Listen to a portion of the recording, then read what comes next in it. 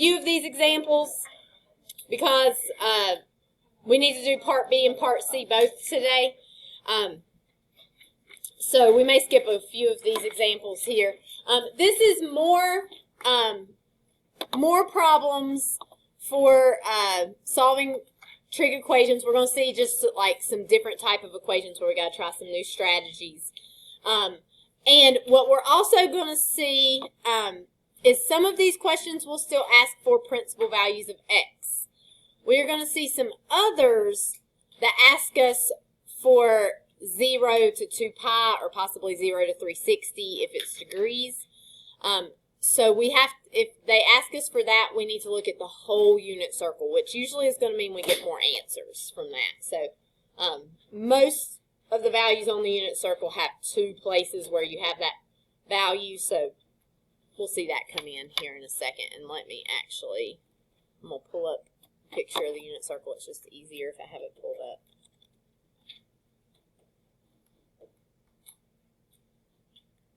Scroll on down to where the unit circle is. It's over here to the side.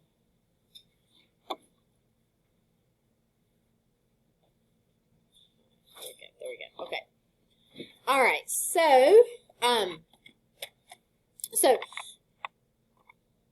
this problem, the first problem we see here, is really similar to what you guys were doing yesterday, except for there is a step that was done for you already yesterday that is not done for you today.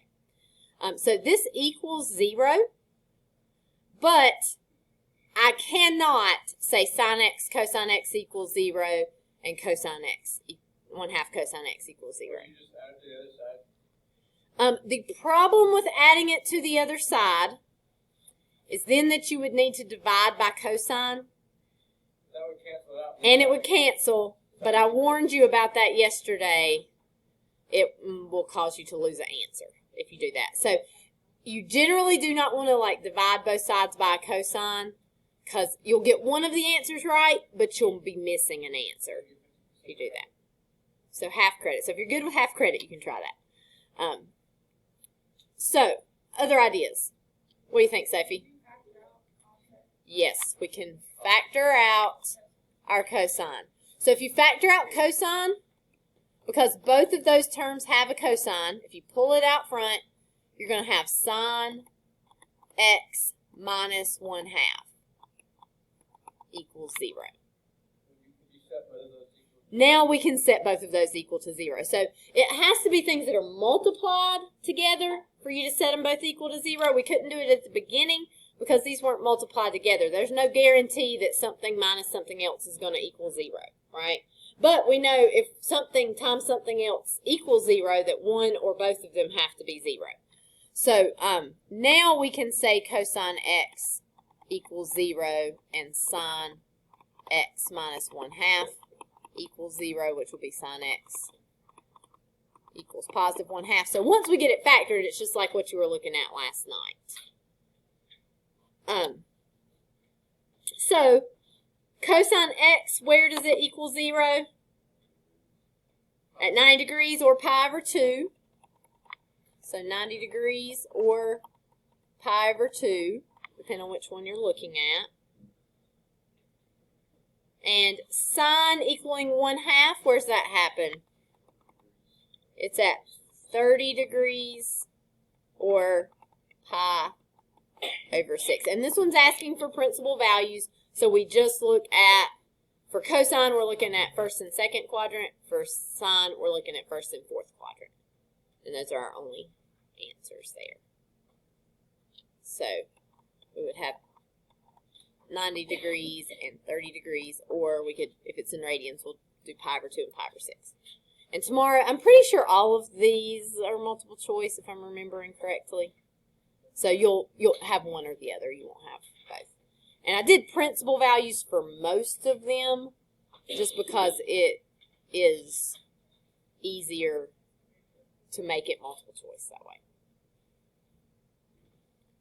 We okay on number 1? All right, so if something will factor, that's a good strategy to use. let's look at our next problem.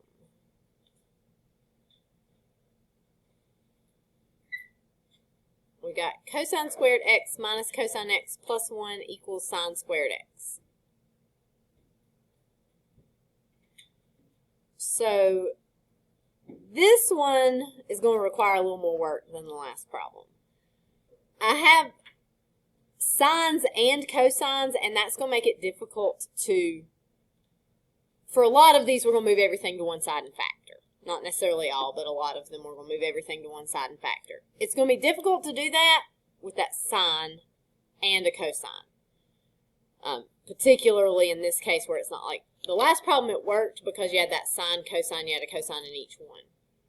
So I think life will be easier if we only have sines or we only have cosines. Okay, good. Why did you choose to change the sine squared instead of the cosine squared? Right, over here, this cosine x, can we change it? We cannot because it's not squared.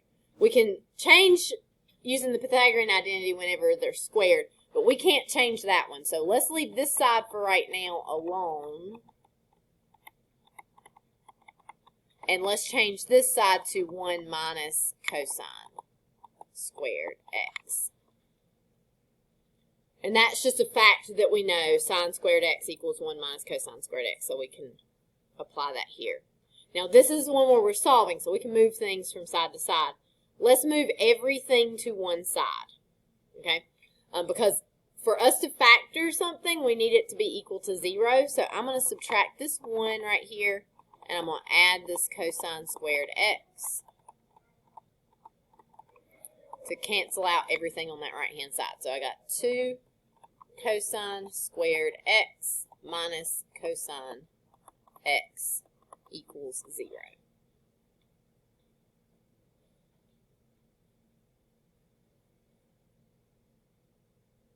Are we okay here?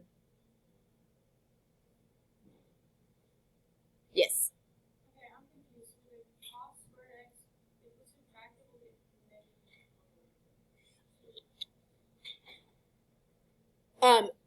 It was negative over here. You got to change the sign when you move it over. Okay? So, now it would be nice if we could factor that. How can we factor it? Take a cosine out. So you're going to have cosine x, and that's going to leave you with 2 cosine x. What do I have right here? Minus 1. When you pull the cosine x out, it's gone, but you have to put a 1 there or it doesn't multiply back correctly.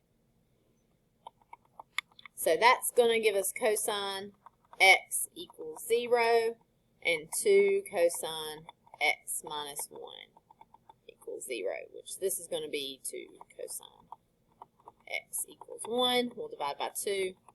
So cosine x equals 1/2.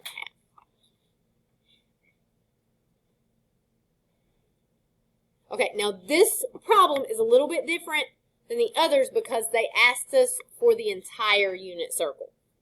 To look at the entire unit circle, not just one point. So, where does cosine equal 0? Pi over 2. And since they gave this in radians, let's just give our answer in radians. That's usually what's intended there. We won't do degrees. Anywhere else? 3 pi over 2. And you will give it as the unit circle value. You won't do negative degrees here because they've just asked you for 0 to 2 pi. So you're just looking at the unit circle value. So for cosine equaling 0, we get pi over 2 and 3 pi over 2. Where does cosine equal 1/2? Pi over 3. Where else? 5 pi over 3. There's a few exceptions, but usually if they're asking you for the whole unit circle, there's usually 2 places that you'll get that value. So you'll get 2 answers, whereas with our principal values, you only get 1. So this would be our answers here. Okay, questions here? All right, what about example 3? Very good. Now, you might feel like you should divide by sin x, right? But I've already told Luke that he cannot do that because it causes you to lose an answer if you divide by, because if you divide by sin x, you just get like sin x equals 1, and that'd be nice, but you're going to lose an answer if you do that. So subtract that sin x to move it over to the other side. Then what can I do? Factor out a sin x. So I got sin x times sin x minus 1 equals 0.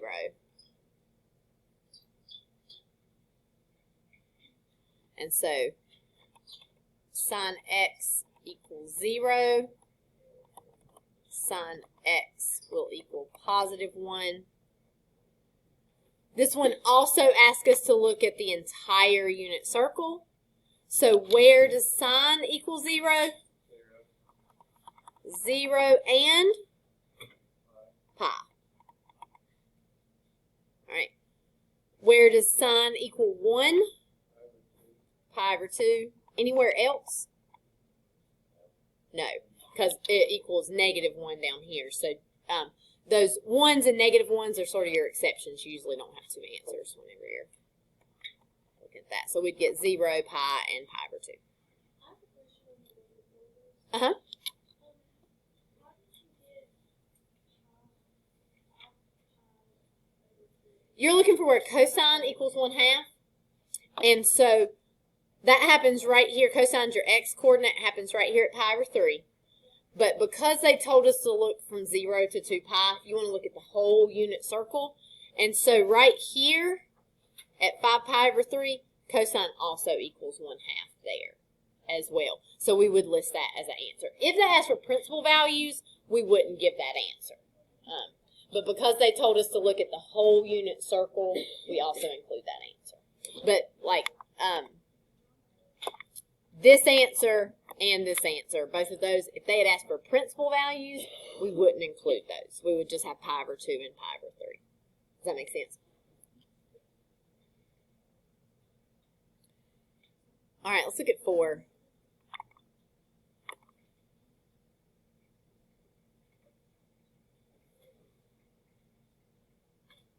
All right, so what we've been doing pretty much so far is we have been moving everything to one side and factoring. If I try that here, I'm gonna write this down, but it's not gonna be right, so I wouldn't do this. If I move everything to one side, will that factor? It won't. I've got cosine tangent plus 1.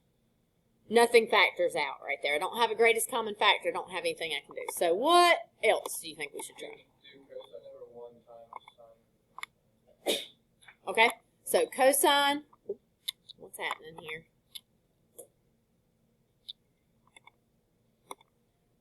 Cosine of x, and you can put it over 1 if you want, times sine x over cosine x equals negative 1.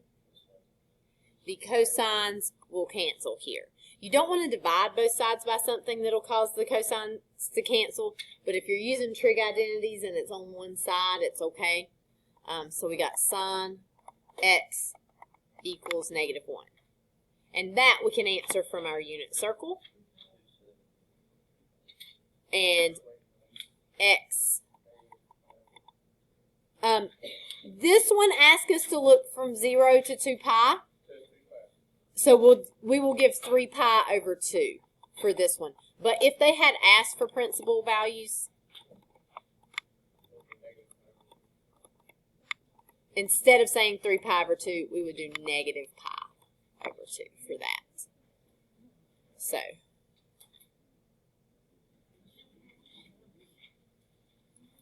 okay, questions?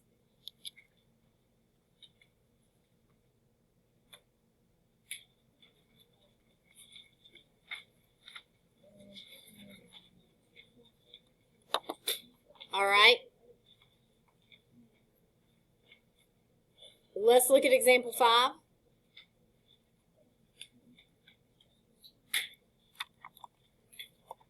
All right. So example 5, everything is sines and everything is sines. So let's move everything to one side. So I got 4 sine squared x plus 4 sine x plus 1 equals 0.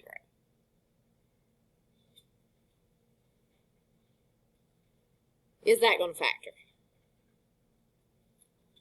Well, let me ask first, does that have a greatest common factor like the others? So our factoring so far has been greatest common factors.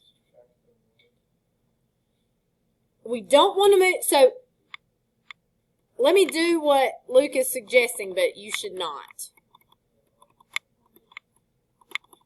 So Luke is suggesting that we subtract the 1. Then you would have a greatest common factor. You could factor out 4 sine x. Don't do this, though. It'd look like this. But it's equal to negative 1. Could I do 4 sine x equals negative 1 and sine x plus 1 equals negative 1? I cannot do that because you can only do that whenever it's equal to 0. It's called our zero product property. It tells us that like something it works because if we have an answer of 0, we know one of the two things we multiplied together had to be 0. So, so this will not work because our equation will not be equal to 0. But I'm glad you suggested it because I see students do this all the time. So it is good to point out that that is illegal and you should not do that. So we got to try something different. This will factor. So let's think of it like this. Let's think of it instead of having signs. Let's just think if I've got 4x squared plus 4x plus 1. Okay? So I'm just taking my signs and turning them to x's here so we can think about this. So if I'm factoring this, right, to get, for our first terms here, I need something to multiply to give me 4x squared. That would have to be 2x and 2x. And then if I put a plus 1 and a plus 1 here, will that work? Okay, if we check it back, that'll give me 4x squared plus 2x plus 2x plus 1. So it does factor correctly. So essentially you're doing that same thing but with signs instead of just x's. So this will factor like this: 2 sine x, 2 sine x. I'll have a plus 1 and a plus 1 here. Then you can set each one equal to 0. Because they're the same, you really only have to do it one time for this problem, right? So we could say 2 sine x plus 1 equals 0. So that gives us 2 sine x equals negative 1. We'll divide by 2. So we're looking for where sine x equals negative 1/2.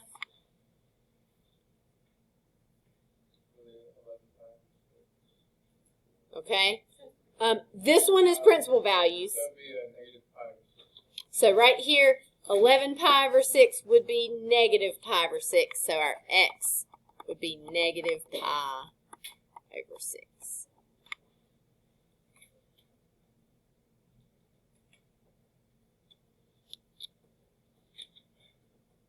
Questions on that one?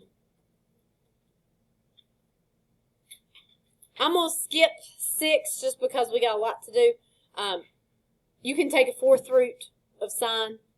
4th roots, make sure you put a plus or minus with it. You end up just doing a 4th root of 1, which is 1.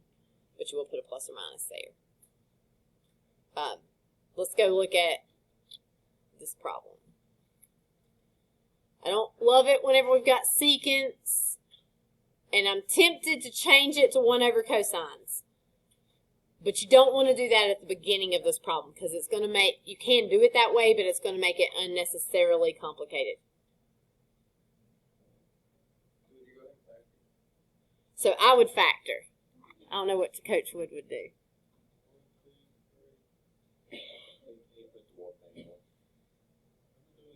Doing a unit circle. Do you like my door? Isn't he precious? I think it's radiant.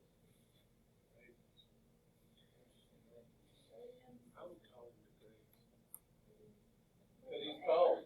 I think radians is a better name. But I, Cold degrees. Oh, the green. He's cold.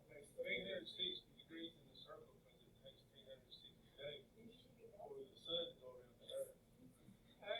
close.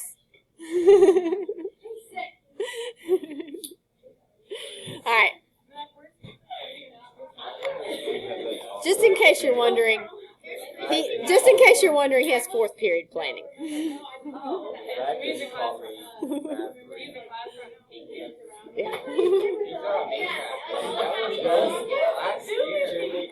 Now I will say he does have an assistant in there in at least one of his classes.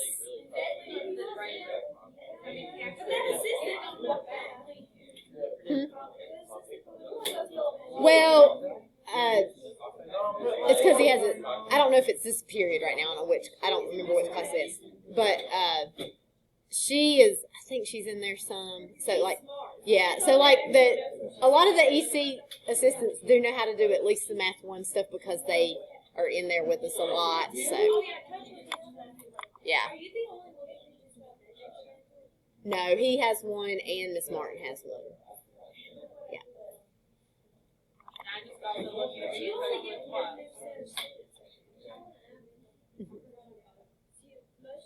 Yeah, pre-cal's the only class that changes. I'm stuck with them all year except for you guys. Most of the time I do, unless I get a bad class, and then I wish they would go away at Christmas. But my class this year is wonderful. My freshmen are so good.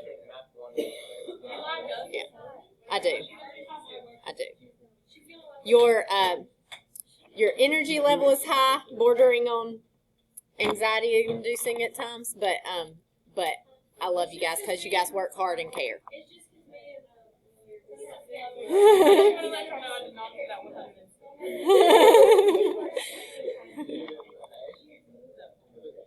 All right. You passed. All right.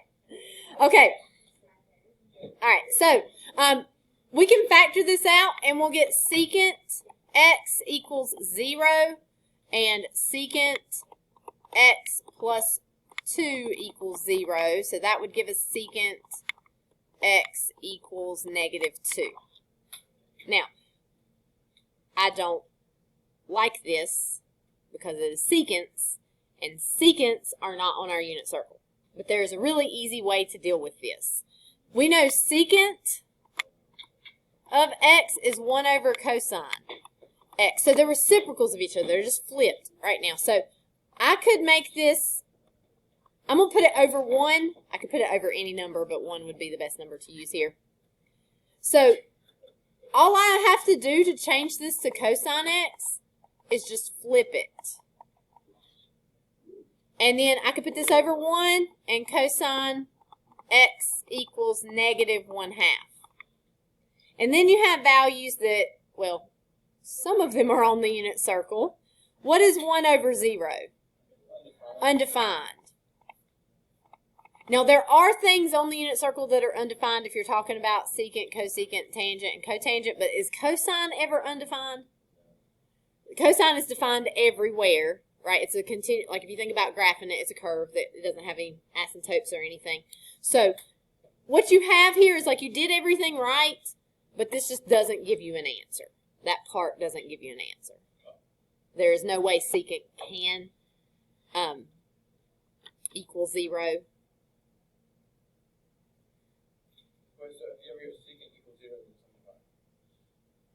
Right. Since secant is not on our unit circle, then I can change it to cosine, and because, like, when we do 1 over something, it just flips the fraction, because dividing fractions is easy as pie. You're going to flip that second and multiply. So if I have, it's also true, like, if you have secant is hypotenuse over adjacent, cosine is adjacent over hypotenuse. So you're just flipping those fractions there. So if you have secant, you can just flip it and make it cosine. If you have cosecant, you can just flip it and make it sine. Now, cosine does equal negative 1/2. Where does that happen? 2 pi over 3. Where else? 4 pi over 3. And this one tells us to look at the whole unit circle, so we'd include both of those.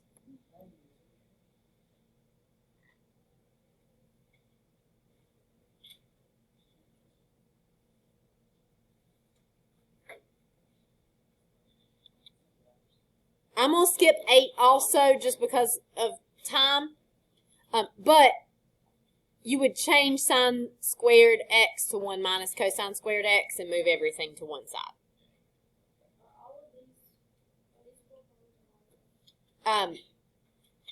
There are 8, 9, 10. There are 10. I want you to take about 7 or 8 minutes right now. We don't have a lot of time. And try to just pick one of these and try to do it. Okay. All right, so there are 2 new identities that we need to know. And due to the rushed nature of how we are covering this last section, I will write these on the board for the test Friday. Okay, these are the only 2 I will write on the board for you. The ones that we had on the quiz and everything, those you have to have memorized. But I will write these 2 on the board for you on Friday because we have rushed through this a lot here at the end. And actually, we don't always use this because we're going to see on this first problem, we don't actually even use that identity, but we will use it on some problems. So sine of 2 times theta is equal to 2 times sine theta times cosine theta. And cosine of 2 times theta is equal to cosine squared theta minus sine squared theta. These are called double angle identities. And if we had more time, we would do a little bit more with them there. But our time is out. So these will be written on the board for you. Sometimes when you have 2 times theta, you need to use these. At other times, they don't help. Okay? So you're going to, most of these problems are dealing with something where you have a 2 sine theta or something of that nature. So, not all of them, but most of them. So, the first problem, you actually do not even use this identity. Because if you did, let me show you what would happen if you did this. You'd have 2 sine theta cosine theta minus 1 equals 0. Does that help you solve it? Can you factor that? You cannot. And if you try to solve it for the trig functions, you got a sine times cosine. So you're going to run into a roadblock there. So the identity actually does not even help you on this particular problem. So the way that we do this problem is we're going to solve it like this 2x right here is just the x. Okay? So we're going to add 1 to both sides. We'll get sine of 2x equals 1. All right? And so what we're going to do here is we're going to look at our unit circle. And we are going to kind of pretend that we're just looking for where sine of x equals 1. I know there's a 2x there, and we're going to deal with it in a second. So, if I've got sine of 2x equals 1, where does sine equal 1? At pi over 2, right? So, what I'm going to have here is, it's like I'm doing sine inverse of both sides. So when I do sine inverse of sine, it cancels out on this side. We're not usually writing that. But what do we have left on that left-hand side? 2x instead of x. So what we got is 2x equals, and then sine equals 1 at pi over 2.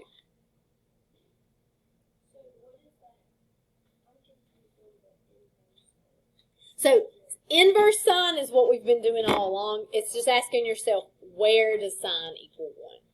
Okay, so we haven't been writing that, but it's what we've been doing on all of those problems. But the difference here this time is when we did it before, all we had right here was an x. Now we have a 2x. So instead of x equaling our answer and we're done, now we got 2x equals our answer, and we got to go a little bit further. So, now I would need to divide both sides by 2. However, it is equivalent to multiply by 1/2, which is a little bit easier to do right here. 1/2 times 2 is 1. It just goes away. And you get pi over 4. So this is one of your answers. Now, the thing that's a little bit tricky about this is that last step of this problem was to divide by 2, right? So it only asks for principal values, but actually we don't have to check it on this one. This one's a little bit different. So we really need to look at twice the area that we normally look at. So for this one, when it asks us for principal values, that normally only looks at half of the unit circle. But because we are looking at, we're dividing by 2 at the end, we actually want to look at the whole unit circle, twice as much area. However, for this problem, does sine ever equal 1 anywhere else on the unit circle? It does not. So this ends up being our only answer. We're going to see something different happen on number 2.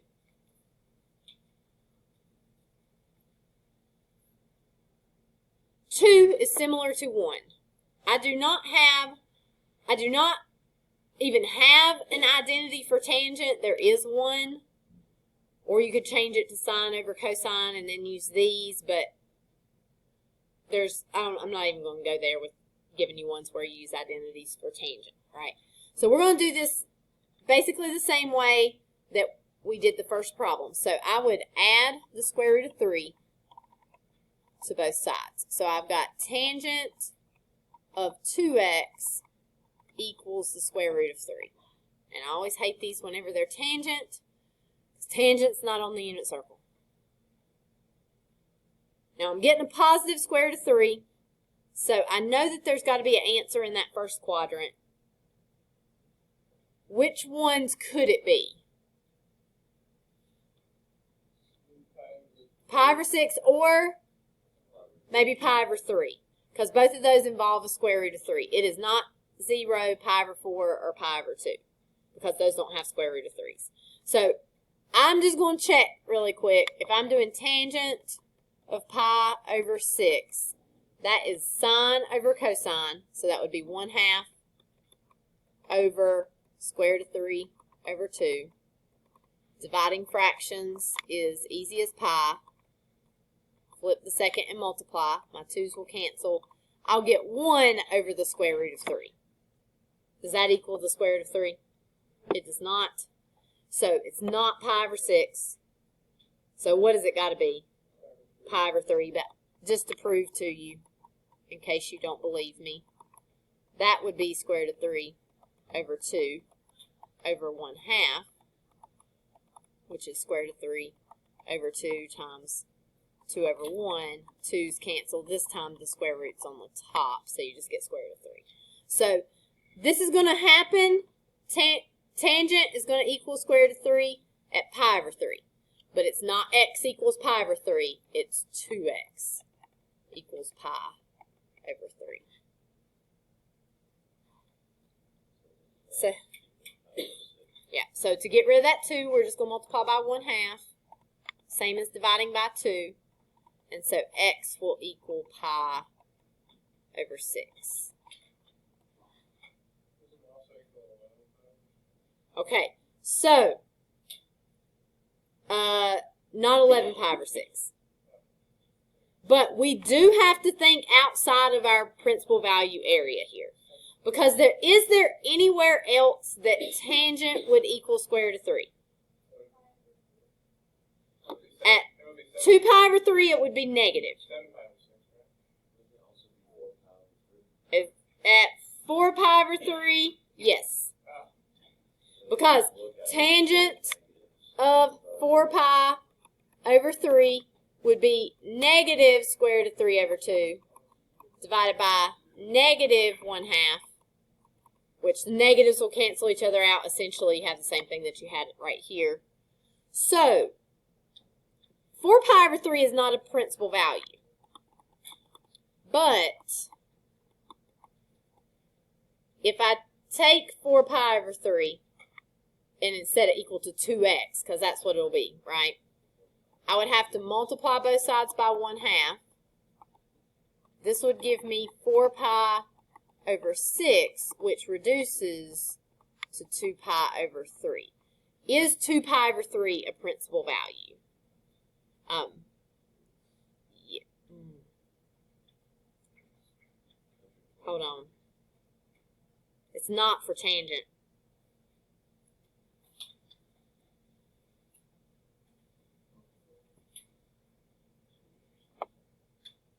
Hold up. All right. Instead of 4 pi over 3, though. So that's not a principal value. It's not between negative 90 and 90. Or negative pi over 2 and pi over 2. But my issue here is I was thinking of cosine, actually. But what else could I call 4 pi over 3?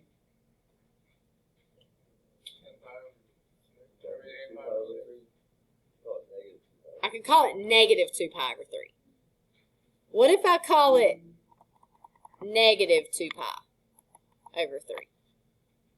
Right, since I was dealing with tangent, I should have been thinking like negative 180 to positive 180 for that, because you're looking at twice the area that you would usually look at.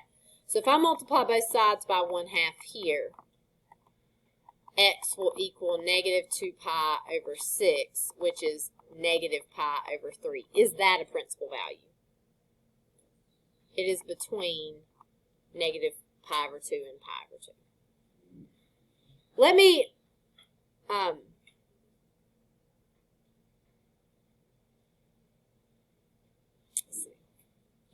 might should have done this one in degrees. It may have made a little bit more sense to you in degrees. Okay, let me go back. All right, so this is fine. Let me go back and do this in degrees. I think it may make a little more sense. Okay? All right, so, all right, first of all, let's think of principal values first. For principal values for tangent, what are they in degrees? Let's do degrees. Negative 90 less than or equal to x less than or equal to positive 90, right? So the first steps are the same. You're going to move the square root of 3 over to the side. You are going to have tangent of 2x equals square root of 3. Okay. So if we think about where does tangent equal the square root of 3? All right. It's the same thing as we were thinking here. We're doing sine over cosine. It's either got to be, in fact, I think there's one. Is there one more with angles instead of radians here? There we go. Let's do angles, degrees. So we're either doing 1/2 over square root of 3 over 2, or we're doing square root of 3 over 2 over 1/2. This pi over 3 or 60 degrees right here, 60 degrees. At 60 degrees, you get square root of 3. Okay? So,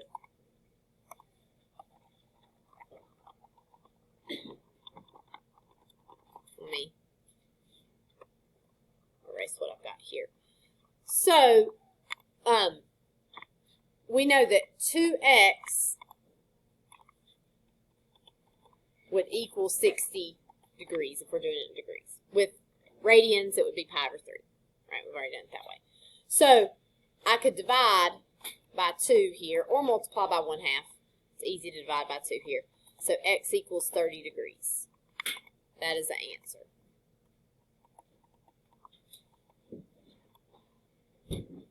Okay? However, since my last step was to divide by 2, I was taking my answer and cutting it in half, right? Which means for my principal values, I really need to double the area that I was looking at. So negative 180 to positive 180 is really where I should be looking at on the unit circle. So you've got this same thing happening over here at 240 degrees, right? However, it's 240 between negative 180 and positive 180. It is not. But 240 degrees, if we subtract 360 from it, is the same as negative 120, right? So I could call this negative 120. Is that between negative 180 and positive 180? It is. Okay? So that negative 120, that 240 right here, that's the same there. So I could also say 2x equals negative 120. Negative 120 is not a principal value, but when you divide it by 2, negative 60 is a principal value. So your answer is a principal value there.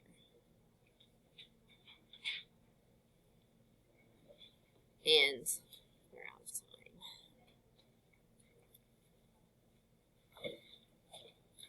All right, let me show you first step on number 6. On number 6, you can't do what I've been doing on the first 2 problems. On number 6, you've got to use the identity here because it's equal to all this stuff with signs. So cosine 2x would be cosine squared x minus sine squared x. That's the identity.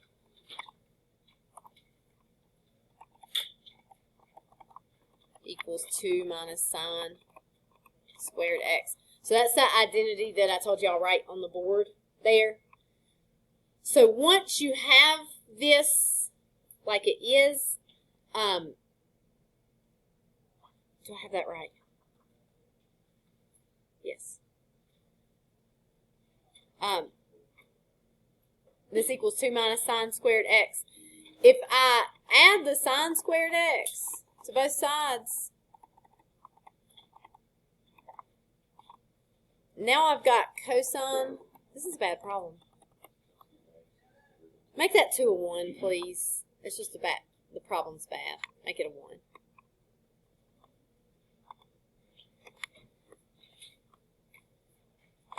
The problem doesn't give you an answer the way I had it. Let's make it a 1. So what I can do here is I use that identity. Now the signs canceled. If they didn't cancel, I could do 1 minus cosine for it. And then I can square root both sides. So cosine x will equal plus or minus 1. And so cosine will equal positive 1 at 0. And pi, it'll equal negative 1.